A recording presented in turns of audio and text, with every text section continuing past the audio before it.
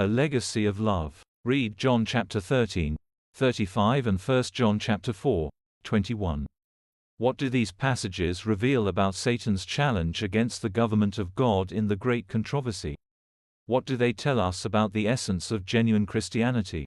Love was the norm of Christian communities in the first few centuries. Tertullian, an early Christian theologian, claimed, "It is mainly the deeds of a love so noble that lead many to put a brand upon us. See, they say, how they love one another." Chapter 39, in Apology, trans. S. Thelwall. One of the greatest revelations of God's love was demonstrated when two devastating pandemics plagued the early centuries around A.D. 160 and A.D. 260. Christians stepped forward and ministered to the sick and dying. These plagues killed tens of thousands and left entire villages and towns with scarcely an inhabitant.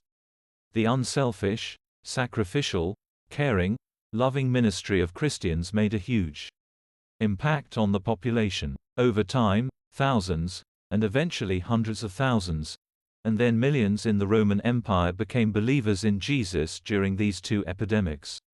Love, outgoing concern, and organized, selfless care of the sick and dying created an admiration for these believers and the Christ they represented. Rodney Stark's The Rise of Christianity is a modern historical narrative portraying these historic events in a new and improved light. In it he describes how during the second epidemic the whole Christian community, which was still heavily Judeo-Christian, became a virtual army of nurses, providing the basic needs for the suffering community to survive. At the height of the Second Great Epidemic, around A.D. 260, Dionysius wrote a lengthy tribute to the heroic nursing efforts of local Christians, many of whom lost their lives while caring for others. Most of our brother Christians showed unbounded love and loyalty, never sparing themselves and thinking only of one another. Heedless of danger, they took charge of the sick, attending to their every need and ministering to them in Christ, and with them departed this life serenely happy, for they were infected by others with the disease, drawing on themselves the sickness of their neighbors and cheerfully accepting their pains.